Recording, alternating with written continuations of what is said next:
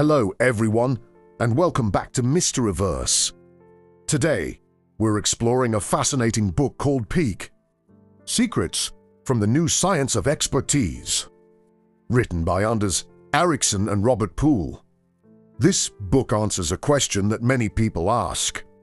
How do ordinary people become extraordinary? When we see a brilliant musician, a skilled athlete, a successful entrepreneur, or a fluent English speaker, we often think they were born with special talent. We tell ourselves, they have a gift that I don't have. But according to Peak, that's only part of the story. The authors argue that true expertise is not simply the result of talent. Instead, it comes from a special type of training called deliberate practice. So what exactly is expertise? Expertise means developing a very high level of skill in a particular area. Experts can perform tasks that seem difficult or even impossible to most people. They recognize patterns quickly, solve problems efficiently, and perform with confidence. The encouraging message of this book is that expertise is not reserved for a lucky few. Most people can improve far beyond what they imagine if they learn how to practice correctly. Many people believe that spending years doing something automatically makes them an expert. But the book explains that this isn't always true. Someone may drive a car for 20 years and never become a professional driver. A person may speak their native language every day and never become a powerful public speaker. Time alone doesn't create mastery. What matters is how you spend that time. This brings us to one of the most important ideas in the book: deliberate practice. Deliberate practice is different from ordinary repetition. Instead of simply doing something over and over, deliberate practice focuses on improving specific weaknesses. It requires clear goals, deep concentration, immediate feedback, and consistent correction. For example, imagine someone learning English. Listening to English every day can help. Watching videos and podcasts provides valuable exposure. But if the goal is to become a confident speaker, exposure alone is not enough. The learner must actively practice speaking, answer questions, improve pronunciation, notice mistakes, and receive feedback. That is deliberate practice. Experts don't simply practice more than everyone else. They practice differently. They focus on difficult areas instead of staying comfortable. They constantly challenge themselves to improve. And that's where growth happens. The book teaches another powerful lesson. Mistakes are not failures. They are information. Every mistake points to an area that needs improvement. If pronunciation is difficult, that's your practice area. If listening feels challenging, that's your practice area. If speaking confidently is difficult, that's your practice area. Instead of avoiding weaknesses, successful learners work directly on them. The authors also explain that the brain is remarkably adaptable. Through focused practice, the brain creates stronger connections and more efficient mental patterns. Skills that once felt impossible gradually become natural. This leads to another important concept called mental representations. Think of mental representations as internal maps stored in your mind. Experts have highly detailed mental maps that help them understand situations quickly. A beginner chess player sees individual pieces.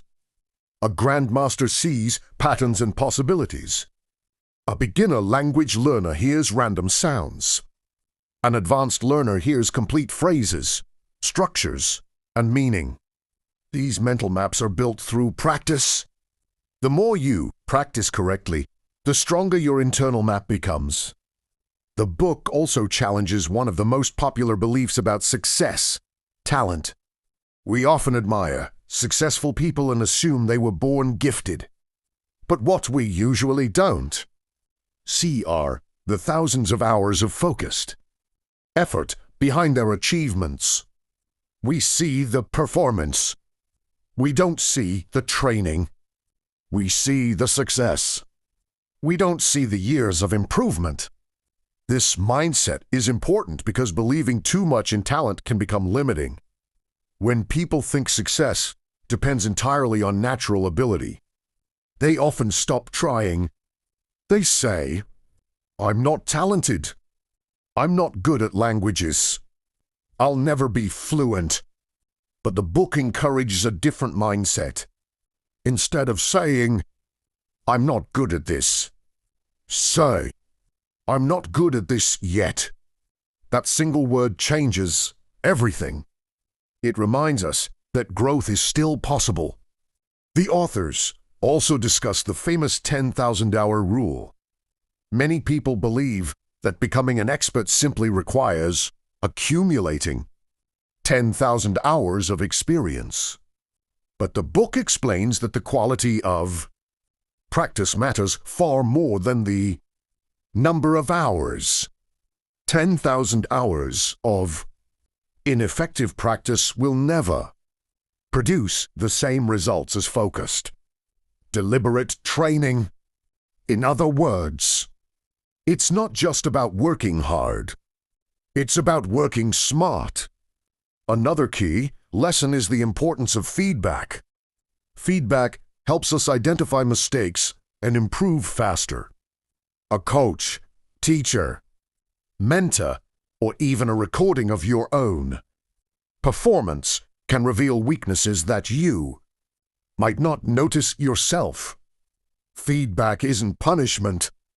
Feedback is guidance. It shows you the next step. Successful people don't avoid correction. They welcome it because they understand that improvement comes from learning what needs work. The book also emphasizes that deliberate practice is mentally demanding. Real improvement requires concentration. That's why short, focused practice sessions are often more effective than hours of distracted effort. 20 minutes of deep focus can be more valuable than 2 hours of passive activity. Finally, the central message of Peak is both simple and powerful. Excellence is not a mystery. It is not reserved for the naturally gifted. It is the result of focused effort, deliberate practice, continuous feedback, and patience over time. You don't need to become the best in the world. You only need to become better than you were yesterday. Every skill can improve.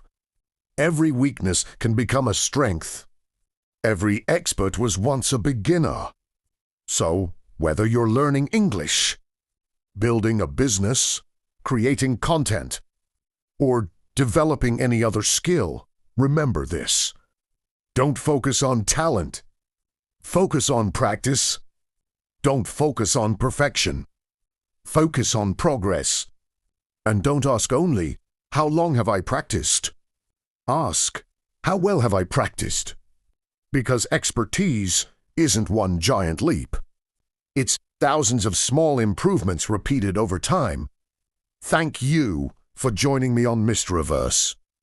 If you enjoyed this episode, don't forget to like, subscribe, and share it with someone who believes success is only about talent. Until next time, stay curious, keep learning, and keep growing. See you in the next mystery. For now, this version is shorter, more professional, easier to narrate, and ideal for a 12 to 15-minute YouTube video on MysteryVerse.